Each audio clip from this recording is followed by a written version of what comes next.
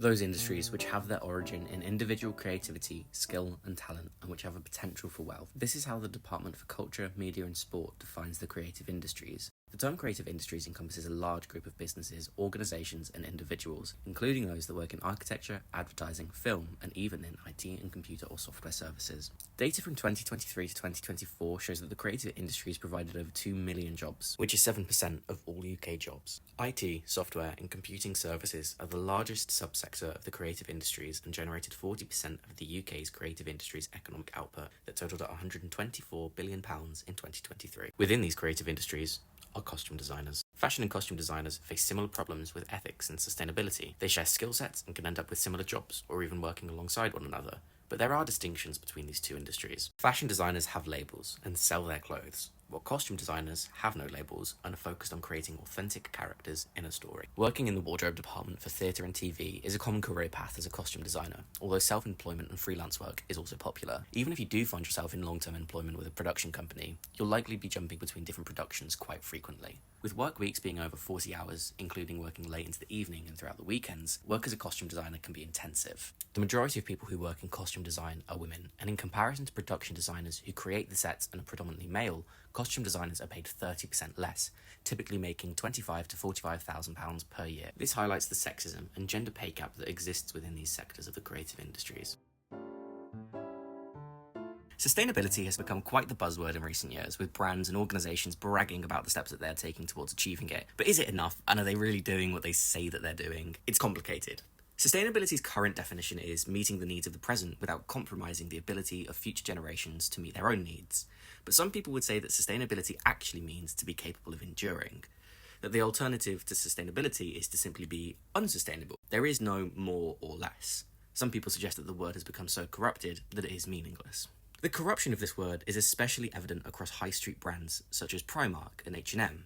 But with extreme overproduction of low-quality clothing, catastrophic carbon footprints and unethical working conditions, is adding a green label claiming that they care really good enough. So many garments are not made to be worn for any longer than they are trendy. This means that even when clothing is made to a higher quality, it might be a matter of months before it's discarded. Whilst these problems relating to sustainability are examples from the fashion industry, costume designers do face similar problems. 7 million Halloween costumes in the UK are worn just once before being discarded, and 83% of those costumes are made of non-recyclable materials. This creates 2,000 tonnes of waste each year that ends up in landfills, rivers and oceans, where they slowly leak toxins into water streams, disrupt wildlife, and disturb the people who live in the places where rubbish is so casually dumped. Sustainability is not a new idea.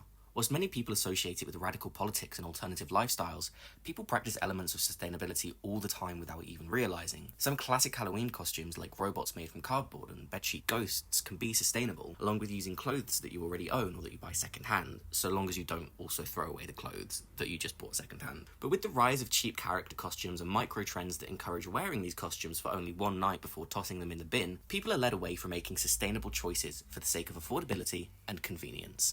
There are many different ways that you can be a costume designer, and this can make it hard to pinpoint exactly what needs to change within the industry. But there are people out there that want to make a change. The UK Centre for Carnival Arts addresses some of these concerns by saying that returning to traditional and older methods of carnival costume and float making, such as willow lantern making and paper mache using natural materials, presents significant environmental benefits. Whether it's in film or TV, on the stage, at a friend's party, or during Halloween, costumes are not always designed in appropriate ways. Many Morris dancers, for example, paint their faces black, saying that it's a tradition that stems back to the need to conceal their identities. But some ask, if it isn't racially motivated, then why not change to a potentially less offensive colour? And some dancers have changed the way they paint their face. This response to people's concerns comes from a sense of responsibility and understanding of the influence that they have as people who put art out into the world. Teen Vogue published a video to YouTube where 6 women discuss what cultural appropriation feels like to them. This video is not without controversy. Many of the comments say that they do not agree that the examples shown in the video are offensive. One comment reads, "I'm Indian and I also disagree. How will it affect me if you'll wear a sari?" Despite reaching an audience of people who predominantly disagreed, it created a conversation centered around the people affected by the problems instead of speaking for them. This is especially important given the influence that Vogue has. Many costume designers have their work's likeness used to generate profits without consent or financial compensation. This issue becomes complicated even further when you consider that costume design is a field dominated by women. Jenny Bevan is a prime example of this. Bevan created many iconic looks for 2021's Cruella film. Although aware of initial conversations, Bevan was shocked to find that Disney and the company Rag & Bone released a full collection inspired by her works without further consultation or payment. This led to a wider discussion about how the industry treats their designers. Mona May, who designed Amy Adams' blue dress for the Enchanted film, expressed frustration and disappointment with the experiences too, after seeing many replicas of her design being sold without any credit or payment. We basically sign our life away when we sign a contract, and there is no way around it. Design rights protect the overall image of the product, whereas copyright offers more safety for the artist and the ideas behind the creation. Many costumes and garments aren't eligible for copyright and instead turn to design rights. You can see companies work around copyright laws frequently. If you go to a shop around Halloween to find, say, a Harry Potter costume, you may realise quickly that the robe sold doesn't actually have the Gryffindor logo on it. Even though it's legal, should it really be happening? Fashion, costumes, and most things out there go through different phases or trends, and these cycles are affected by the social climate, political changes, and other things that may seem irrelevant. Productions from the 70s look visibly different to those that are made today, and not just because of the camera quality. The revival of vintage 80s and Y2K fashion has made its way back into film and TV. And it makes sense. Many people are tired of the grungy, dark look of films. Many costumes now try to be more colourful and bold. An example of this is Emerald Fennell's Wuthering Heights film. Despite being heavily critiqued for historical and plotline inaccuracies, many people loved how bold the costumes were. The people who predict and advise on upcoming trends are called trend forecasters. Every creative discipline has niches. They're highly specialised parts of the industry often aimed at specific audiences rather than the wider public. An example within the costume industry is historical costuming. People working in this niche will have a specialised understanding of designing and making these garments. Bernadette Banner, for example, who documents her work on YouTube, specialises in garments made from 1890 to 1914. Many people and companies value this specialist work and are often prepared to spend a lot of money on the products that come out of it. But unfortunately, there are some niches and specialist crafts that are so specific, it can be hard to realistically make money from it and keep the community alive. There are many different ways to work as a costume designer. Musicians, drag queens, street performers, video game characters, and even the Muppets wear costumes, designed and made by someone. Keeping that in mind, let's look at some important figures across costume design.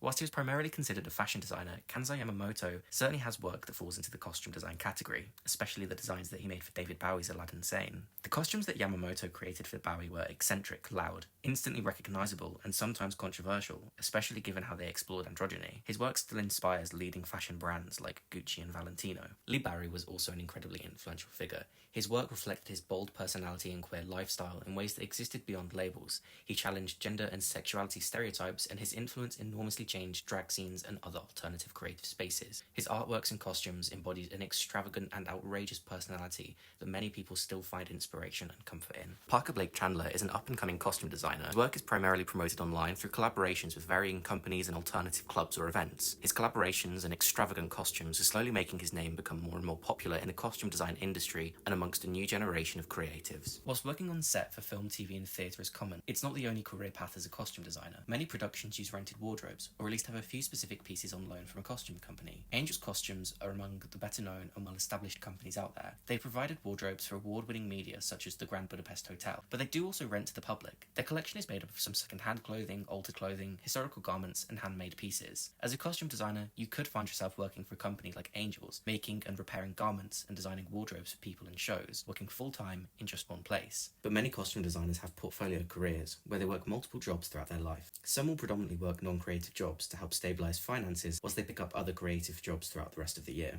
This could look like working as a character illustrator and designer for a month, in the coming months working as a costume maker for a theatre production, and then working as a wardrobe assistant at the end of the year. And as theatre productions and other performances tour around the country, or even the world, a lot of costume designers can find themselves travelling too. Always dreamed of running away with the circus? Well, now you can. Enjoy a fast-paced environment, good at problem solving. Do you want to belong to a creative community? The circus could be the life for you. We need someone with experience in making and designing costumes to join our team and help our creative visions come to life. Each year, our circus explores a new theme. This means new costumes every 12 months. Our performances are intense and happen multiple times a week, sometimes multiple times a day. It takes someone who can work quickly and to a high quality to keep up the maintenance of these pieces. What we need from you, someone who can assist in making new costumes every year. someone creative and scrappy. With a small budget, you'll need to find ways to reuse the previous year's costumes. And what you will get from us, a once-in-a-lifetime experience of traveling the world, somewhere to stay, no matter where we are, knowledge of the disappearing art of traveling circuses, creative freedom and support to pursue other projects. Starting salary is £25,000 with the potential to earn more and less. This position is full-time with hours and days varying from week to week. Some weeks will be spent traveling and setting up. Research into the creative industries with a focus on costume design is eye-opening. It reveals how many areas have room for improvement.